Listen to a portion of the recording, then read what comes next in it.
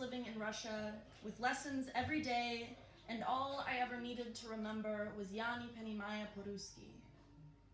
As an 8-year-old, I learned the words of the food that would sit on my plate, the satisfaction of repetition followed by a C sound in ananas, the way my tongue twirled around the letters left out of my American accent in Prechik, or the sharp click of the consonants at the back of my throat in kakos.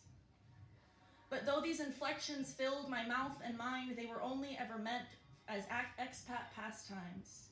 No one dared to delve into the delicacy of the Russian language, and no one even needed to try.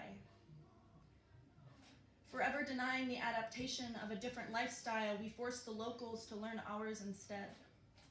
It must be so hard to become a foreigner in a forever foreign country to you, which is to say, it must be so hard to live without whole milk and sliced bread, without cable TV or frozen pizza, which is to say, it must be so hard to be aware of how bland your culture is.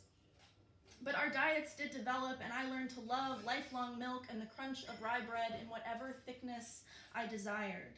The palm-sized scallops they would sell at the beach, or the shashlik kebabs with cucumber and tomato salad. And I will never forget the pelmeni, the potato ravioli shaped like a heart. My family was lucky enough to move to Sakhalin before they allowed tourists in. We were lucky enough to experience a world unknown to the common eye. We could walk down the beach of barbecues and be the only English speaker, engage in body language as our common tongue. We could walk into a restaurant and play roulette, but not the Russian kind, the kind where you point to a number and hope it was food that you were getting, repeating Yani Penymaya po-Ruski. But 10 years ago, we moved on to our next expat placement, and a year after, they built a Starbucks. I even heard they have a mall with a food court now.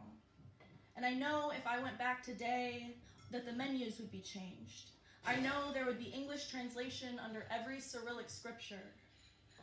And I doubt that the tourists even have to say Yani Penymaya po-Ruski.